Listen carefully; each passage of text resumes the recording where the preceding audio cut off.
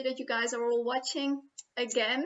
Maarten Meiners is the best male alpine skier from the Netherlands.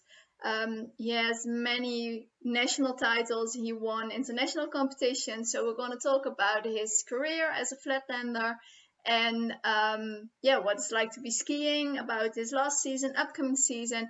And of course, you can ask him any question you want. So I'll be checking out Facebook and Instagram for your questions. So if you have any, leave them in the comments and I'll ask them. So let's get Maarten. How are you? Yeah, all good. Of course, different circumstances than normal. Very strange for everyone. But thanks for having me on this show. Really appreciate it. Yeah, thank you for joining us. I think a lot of viewers were really excited to have you on the show and hear your story. So let's start again. You said strange situation right now. You're doing good despite the situation. But how do you spend your time at this moment with the COVID period? Yeah, of course. It's really different because the season ended way earlier than normal. Normally, the last races are maybe beginning or mid-April, and now my last race was beginning of March. So obviously the season has been cut short, and I was looking forward to the last World Cup race in Kranjska Gora, which unfortunately has been cancelled. But yeah, I mean, that's the situation that we were all in, and I think that was a good decision to cancel, and that everyone would stay home, and that would be the best thing that we could do against this virus. Then suddenly you're a ski racer, and suddenly you're staying at home all day, which is very strange for me. Normally I like to do a lot of stuff during the day and I have a full agenda, but I like that and I get a lot of energy from it. But yeah, after a long season, it's definitely very good to take some rest. I do that every year, but now I was forced to do that, and that's for sure. That's very good as an athlete to take rest. I think that's something that's underestimated. So first, I took like 2 weeks off, and when I came home from Austria to the Netherlands, I had really nothing to do because I could not go outside or meet my friends. What I was looking forward to, but yeah, I mean, if that's what we had to do, that's it. And I'm very happy that we were allowed to go outside compared to countries like Italy or Spain. So from beginning of April, I started to do a lot of road biking. I think that's something that you can do very well in the Netherlands because you can cycle anywhere you like, and we all have our bike paths and everything. And it's also a very good training as a ski racer at this stage of the season. You have to have a very good physical base, and I had some more time to train that kind of stuff, and I see that as an opportunity to take that into next season. Yeah, I really like how you're coping with this situation.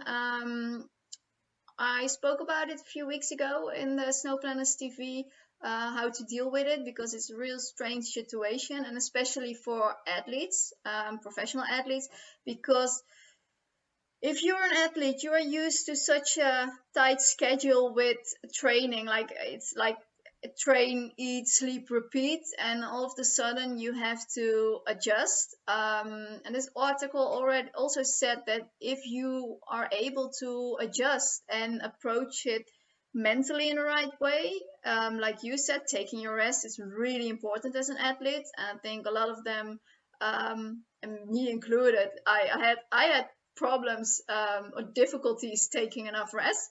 So I really like you approaching this situation with taking care of yourself, taking the rest, and just focusing on the things you can do and the training you can do.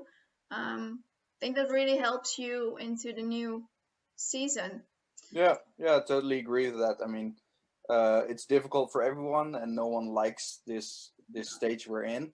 But I think we're on the right way, and if that's what we need to do, just look at the things that I can do, what you said indeed. And I think for me, it's just an opportunity to have a longer stage of physical training to prepare for next season, which is also pretty good. So as long as we can ski somewhere in this summer, I'm all good. Yeah, I really, really hope we can ski. There are a few glaciers already opening, or already opened, or opening at the end of the month. For now, it's still, can we get there? Will the borders be open? And it's kind of frustrating. I work as a coach for skiers, so I'm also planning the season. Snowboard is still closed. We don't know till what time it's closed.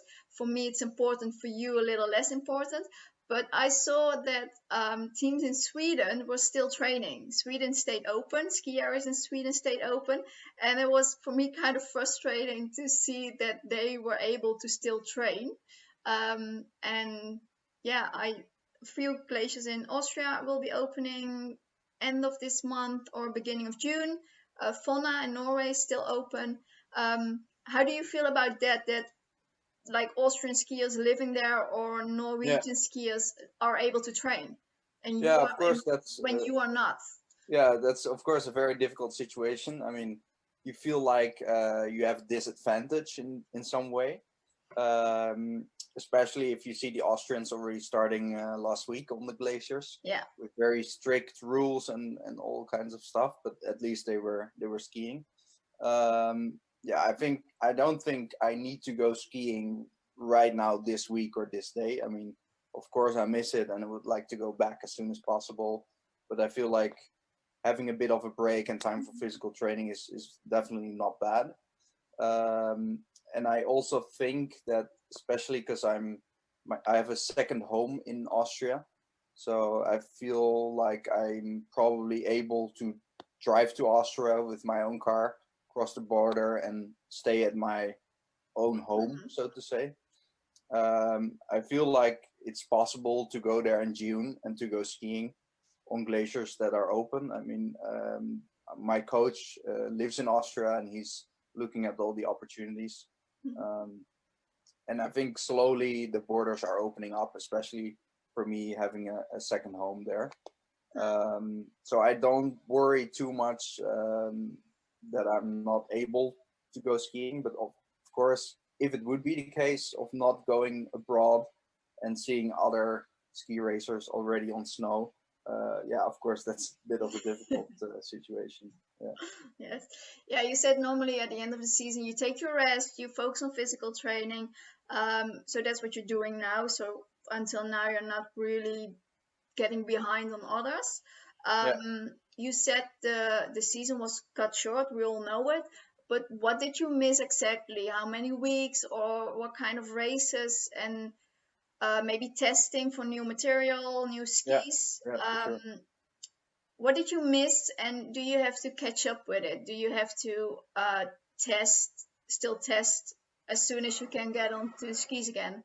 Yeah. I mean, I think we missed about 4 to 5 weeks of skiing, which was one World Cup race in Kranjska, the European Cup finals, Super G and Giant Slalom in Ruiteralm and somewhere in Austria, and some national championships that we were always doing. I mean, luckily I have my points in Giant Slalom, but I didn't have my points in Super G, so I got up my points a little bit. So it would have been nice to do some more national championship races in speed. So that's for sure what I missed. And otherwise, training on a glacier in summer in Europe is definitely different than skiing in winter conditions.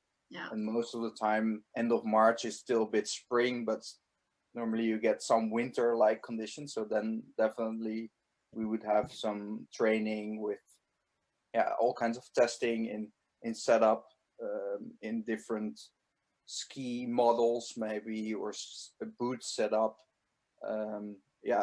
All that stuff is something we missed, and we hopefully we get some good opportunities this summer to get back on that. Yeah.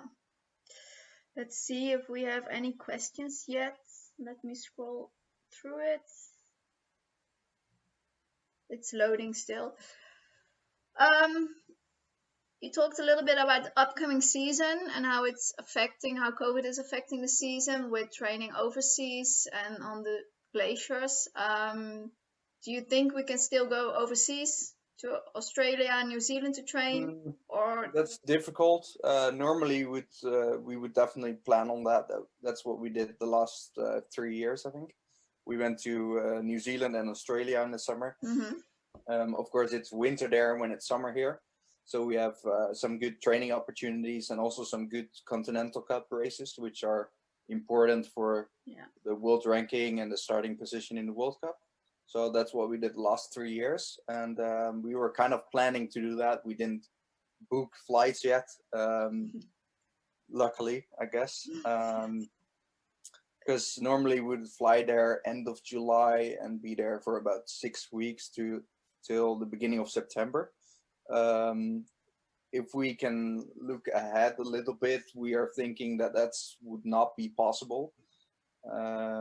If you think about the whole virus situation, it's kind of hard to fly around the whole world with a bunch of people and material at this moment. So what we are thinking now is to stay in Europe and to stay on the glaciers in Austria and do a lot of training there. Maybe go to Switzerland or Stelvio in Italy. I think those kind of things will be possible.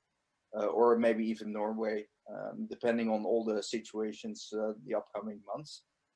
And of course, it's hard to look ahead because 2 months ago we didn't really think about the coronavirus, and now the whole world is upside down. So it's hard to look ahead 2, 4, or 6 months ahead. But normally, of course, our winter racing season starts end of October, and I'm just hoping and counting on that will be possible, and all my training will be pointed in that direction, and then we'll see if that's possible. But I think it's positive how everything is evolving, and I'm looking forward to that for sure. Thanks. Last season, are you happy with the results you skied? I'm happy in my progress, the way I was skiing in training, the way I was skiing in certain races, especially on the Continental Cup level, where I won a North America Cup race in Canada in December, and I was on the podium in New Zealand. And those results helped me to come forward in the world ranking to go in the top 50 of the world for the first time. So I'm very positive about that. It also gave me a better starting position in the World Cup races. I had some good skiing there for sure. So I was positive about that. If I look at the World Cup in Garmisch, for example, I was, I think, 22nd at the last split. Somehow I had a bit of an unfortunate mistake and I didn't finish, but the good skiing was there. And also Hinterstoder, I finished 33rd with only a bit less than 2/10 behind the top 30. So that was as close as I've ever been. On the other side, I'm not there yet. Of course, my goal is to be in the top 30 of the world. It has been a goal for me for a long time, and it's very positive that I still develop myself to be closer to that goal, and I hope to be there next season for sure. I think you really made some progress again last season. Like you said, you almost made it into the top 30 twice, like you said. Once with the DNF, did not finish, and once really close by. What is missing to get into the top 30? This is a question from Klaas. He's wondering what's missing. What do you need to take the last step? I think it's a bit of a combination of everything. Ski racing is a very complex sport. Of course, you have to have a lot of strength and endurance. You have to have a good technique. You have to have a lot of experience. Um, you have to get a good setup with your material. You have to have good material. Yeah, all kinds of things coming together. Mentally, it's a difficult sport. You have 1.5 minutes and everything should be in the right place. So I think, yeah, with my experience, I have to step it up in every aspect, just slightly a little bit, a few percent more. Um, I think that's possible. I think that's what we are working on in all different directions, and I think then I will make it into top 30. But it's a complex sport, as I said, that makes it interesting. Yeah. Very cool, but it's also sometimes very difficult. But yeah, most of the time on the hill we're working on technique. Um, that's an ongoing process, as you probably know and have experienced yourself, and maybe a lot of other skiers that are watching. It's never perfect. I mean, a perfect run basically doesn't exist. So that's definitely something I will keep working on. And with your experience, you learn how to cope with different snow conditions, for example. You learn how to adjust your material on the snow conditions or on the steepness of the hill. All that kind of stuff will help me make that extra little step, and hopefully help me to make the step into the top 30 and reach that goal next season. Mm-hmm. And what about, you said materials are really important, the skis, the boots, the setup. How is Rossignol helping you with that? Yeah, I'm very happy with the support I get from Rossignol. I mean, I've basically been on Rossignol my whole life. My first skis when I was 6 or 7 years old were Rossignol, so that's something funny, and I feel like it suits my style very much, or maybe I developed my style to the ski as well. Um, I get the skis directly from the race department in France, and yeah, they help me getting the right model. They give me the different models. They're telling me what the difference is, and I'll give them feedback. Okay, I like this more. I prefer that one. Um, yeah, basically stuff like that. And they have the boots coming from the factory in Italy, and they have different boot servicemen who like put me in the boot, and yeah, that way they help me getting the right setup, and after that I will talk to my coach a lot to see if we have to adjust small things, and then I'm talking about half a degree in the boot or 1 or 2 millimeters difference in height. So that's very small changes, but quite a big effect, and those are things that we are looking into during training. Besides the technical stuff, yeah, really on those things and see what works better in which snow conditions, and yeah, that's also something you gain with experience, of course. Yeah, this is something that's really interesting. I think a lot of people don't know how much it comes to the right setup and how small the differences are and what we can do with the boots, with the skis. Most people think, okay, it's a race ski and everybody skis on the same race ski, but during the process in the factory, there are small differences in the skis, sometimes built on purpose, that they have difference in skis. And this is nice. Your competition, Salmas, he wants to know, what models do you use? Yeah, that's a very funny question. I think he knows what model I'm on, and I think I'm on the exact same model as he is. We are using a different plate sometimes, but he was testing quite a lot of things during the season, and yeah, Sam is a very good ski racer from Belgium and very young, talented guy. So it's very cool to have him on global racing as well. And as we're on the same brand, Rossignol, for the last years, it's really good to work together with him and yeah, give each other feedback on what we're feeling on different models and the different setups. so we can kind of work together and together with the coach, of course, and yeah, in that way we can also help each other and push each other in training, which is a very positive thing in our team. You said. So I'm not telling you which model it is. No, I think some knows, and for the rest, Yeah. it's all the same. Yeah. You said global racing team. Can you tell a little bit about that, because you're not training with a national team? So how is your team? What kind of team is it? Yeah. So basically, there are a lot of countries who have their own national team. If you look at Austria, Switzerland, Italy, all those big nations have their own team with their own staff. But there are some small nations like Netherlands and Belgium or Australia.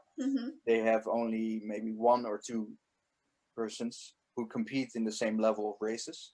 So it's difficult to have a big national team with coaches or a serviceman, or yeah, that's very expensive.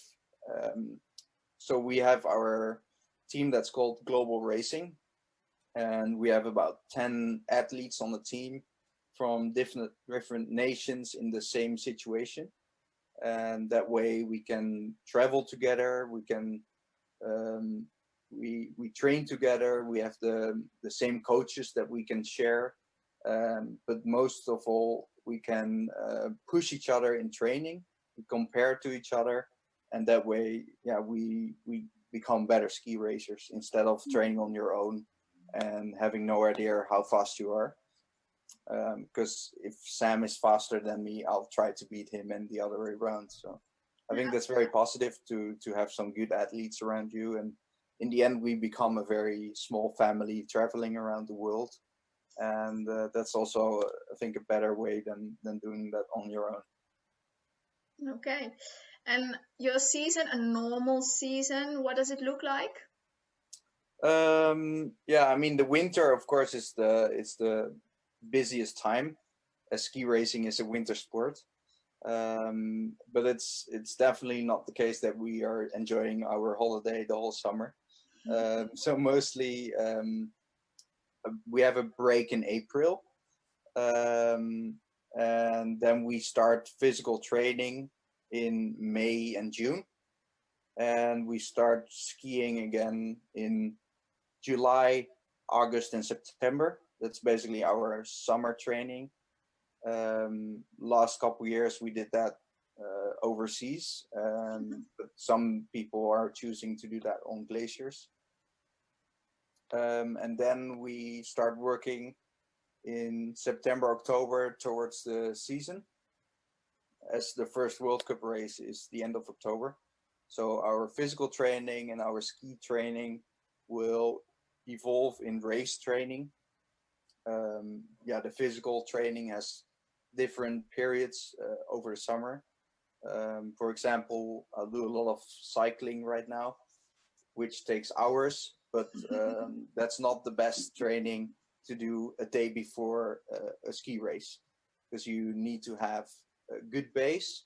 But the day before a race or the weeks before a race, it's very important to have fast legs instead of the cycling legs, so to say. So towards the season, we'll do a lot of fast training or maximum weight jumps, all that kind of stuff. And then from, say, end of November till beginning of April is basically our main racing season. So it involves a lot of traveling, a lot of racing, a lot of resting, a lot of training, and a lot of sleeping. So I think that's the busiest time. I think this season I had maximum 2 or 3 days off in a row, and sometimes long days, training on the hill in the early morning, and physical training and working on the skis in the afternoon, and video analysis and all that stuff. So yeah, it's busy sometimes, but it's very cool to do that all year round. And in the end, skiing is my passion, so I'm very happy to do that full time. Okay, we have a question from Annika, and I can also go to my next question. Annika is asking, how is a race without an audience for you? Yeah, of course that's strange. I mean, racing without audience can still be cool for me because I really like the feeling of skiing down a difficult icy slope and trying to be as fast as I possibly can. That feeling for me is the coolest thing about ski racing. So that's just focused on myself, and I think ski racing is still a very cool sport if you do it without audience. I've done, of course, a lot of FIS races, or even in some Continental Cup races, there is simply not so much audience in the first place. So I think it's still a cool sport for me. On the other hand, if you look at the coolest experience I had, was definitely World Cup races in Austria, or the main World Championships, where you have a big crowd, and yeah, those things feel very special. So of course it's very it's still ski racing without an audience, but it's definitely cooler to do that with a big crowd. Yeah, I know for me that it really worked to ski on the bigger events with a crowd, with like a really great and good organization behind it. That gave me that little extra. How is it for you the same? Yeah, for me the same. I feel like yeah, I try to do my best skiing in the biggest race, as you're focusing on that as an athlete, and it also gives maybe even a bit more motivation to do that. So yeah, that's definitely true. Yeah. Okay, I have two more questions for you. Maybe one of the viewers will post a question in between. I'm keeping an eye on that too. How does a training day look like, and what does a race day look like? What's the difference, and how do you prepare for a race? There's three questions, but I basically always try to prepare for a training day the same way as for a race day. I feel like if you do that all the time, every day, the same, I think it's better to prepare your body for a challenge, and in that way you're also better prepared for a race. Of course, in the training day, I'll take more runs than only one or two on the race. So that's the biggest difference. If you look at the training day, most of the time we start pretty early. Sometimes, most of the time, we have the better snow conditions early morning. So we start with some free skiing, maybe some technical drills. It's basically a warm up before the real deal starts. We have a course inspection, and then we do another warm up to prepare for the training. We take about 5-6 runs, sometimes in the beginning of the season 8 or 10 or 12. In the race season, sometimes only 3. After each run, we discuss the run with the coach. Sometimes we do video analysis between the runs. That way we can improve our technical training. And it mostly takes about 2 or 3 hours, depending on the lift and depending on how many runs we do. Most of the time it's a lunch break after that. Of course, it's important to get a lot of food if you're training a lot. Maybe tell it to my skiers to eat a lot. Yeah, of course, that's very important. I mean, as an athlete, food is very important to get your recovery, to get your energy. And yeah, that's something we sometimes forget if we're in the skiing outside in the skiing world, but it's definitely very important. And in the afternoon, maybe a little bit of resting, physical training, about an hour, 1.5, sometimes 2 hours, depending on the phase that we're in the season. And video analysis with the coach almost every day. Yeah, we look at the videos from the ski training, and we look at it in slow motion or side by side, and we see what we have to improve. And of course the ski tuning. Most of last season I didn't have a serviceman, so I'm tuning and waxing my skis every day, and that's something that takes about 2 hours a day. Yeah. And then it's time for dinner and sleep. Yeah. A race day is similar in some ways, but it's only 1 or 2 runs. 1 run in Super G or downhill, 2 runs most of the time in Giant Slalom. It takes a bit more time between inspection and race most of the time, so that's a bit of a different mental challenge. And of course, you have only 1 or 2 runs where you have to be 100% on. You have to be focused. You have to try to be perfect. You have to be fast. So there's a lot of pressure on that, and you have to deal with that. So for sure, that's different than training. But as I said before, I try to approach training in the same way as race. That way, it feels like a training day as well. So for me, that's similar. After the race, it depends a bit on the schedule after that, if we have to travel or if we have another race in the same area.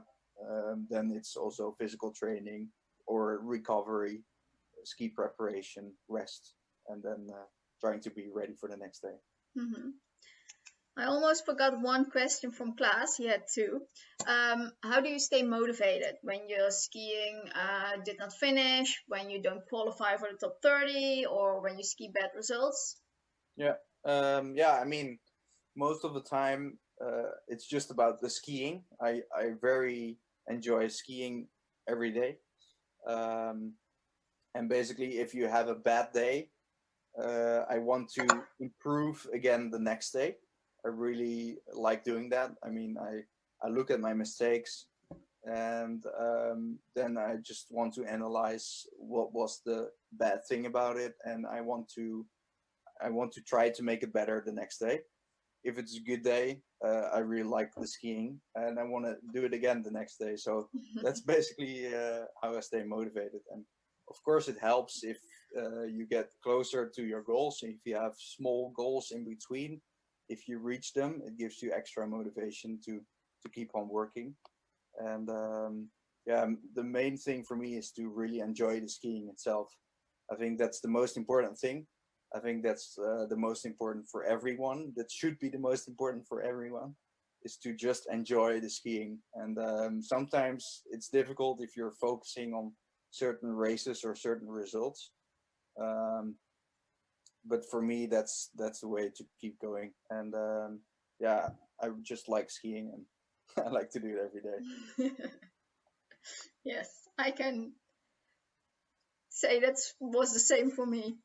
Yeah, I can see that as well. Yeah. One last question from my side. What's the result you are most proud of? I mean, that's maybe difficult. I've had some runs here and there that I was most proud of.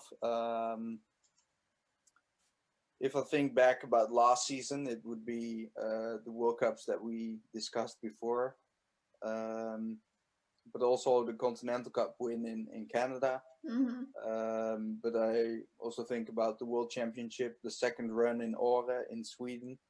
I think I lost about 7/10 on people on the podium that run, so that was a good run for me. In the past, I've had some good runs in European Cup. I think European Cup is a very tough race because you have a lot of competitors on a very high level. Maybe not the guys who are winning the World Cup, but a lot of guys who are able to ski in the top 15 of the world. And basically all the guys from place 15 till 70 are in one race, and that's European Cup. All very close to each other, sometimes 30 people in 1 second. So I think that's difficult, and I'm proud on some races or runs I had this season. I had in Kirchberg, I had the fastest time in the second run. That was something I was proud of, my skiing, and in the past on those races as well. So yeah. difficult to choose one, but I hope the best one is still yet to come. Let's hope that. Yeah, like you said, almost top 30 last season. Little step up coming season. Yeah. And continuing the progress you made last season. Then yeah, let's sure. hope. Maybe in a year from now we have the same interview, and then you look back on a better result than you have now. Yeah, for sure. I hope for that. Yeah. Okay, Maarten, that's all from my side. Is there anything you wanna add? Anything you wanna tell? Yeah, I mean, I've said I think a lot of things that I really enjoy about skiing, and I hope other people will enjoy the same things, and that they will enjoy the mountains and don't forget where you are. Especially if I look at younger kids, sometimes rushing in the gondola and I don't know, maybe complaining on what kind of material they have or what kind of training or races they have to do. But you have to realize that you're very lucky to be able to do this sport. And I think because of these problems we have right now with the coronavirus, everyone will realize how good the normal world is. So be happy with that and go out there and have fun. Thank you, Maarten. That's really nice and good advice. Thank you so much for being here in the show. Yeah, really nice. Thanks for having me. So thank you, and yeah, I hope to see you, or let's say, I hope that you will be back on snow soon, and maybe we'll see each other next season.